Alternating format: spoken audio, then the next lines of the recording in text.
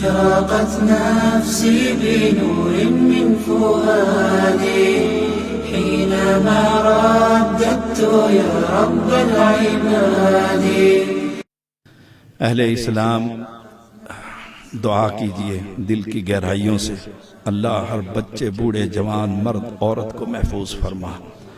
مولا کریم جو مسلمان پاکستان میں ہیں، تیری زمین میں کسی کونے پر بھی ہیں، اللہ اس موذی مرض سے محفوظ فرما. اللہ جن کافروں نے کشمیر پر لاک ڈاؤن کیا تھا، اللہ ان کفار کے ملکوں میں کافروں کو تباہ و برباد فرما. کفار کے ملکوں میں جو مسلمان رہ رہے ہیں، اللہ ان کو بھی محفوظ فرما. جو ظالم ہیں اللہ ان کو بدلہ عطا فرما.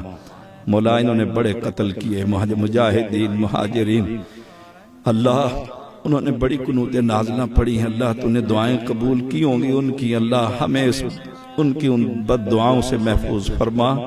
اور جن کفر کی طاقتوں نے ان پر ظلم کیے تھے، اللہ ان پر اپنا غضب کا، غصے کا کوڑا برسا.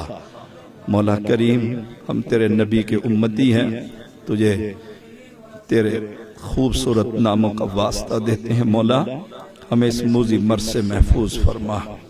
اللہ بڑی بڑی مساجدیں ویران ہو گئی ہیں، تیرے سامنے ہیں اللہ، تجھے بتانے کی کیا ضرورت ہے؟ تجھ سے التجا کر رہے ہیں، تو کہتا ہے کوئی مانگنے والا ہے. اللہ ہم منگتے، فقیر، بے بس، مجبور، لاچار تیرے سامنے ہاتھ پھیلائے. مولا اس مرض سے محفوظ فرما دے، اللہ اس مرض سے محفوظ فرما دے. مولا ان ہاتھوں کو خالی نہ لوٹا. مولا یہ سفید بالوں والے بوڑھے کس مصیبت سے اوپر چڑھ کر آئے، اللہ تو بالوں کا حیا کرتا ہے، حیا کر کے اللہ اس مرض سے اس ملک کو دور کر دے. مولا اس موذی مرض سے حرمین شریفین کو محفوظ فرما. اللہ تیرا گھر خالی ہو رہا ہے میرے مولا، ہم تیرے بندے، اب موت تو آنی ہے. اللہ اس مرض سے محفوظ فرما، مسجدیں آباد فرما، موت آئے تو کلمہ طیب نصیب فرما. اعوذ باللہ من الشیطان الرجیم.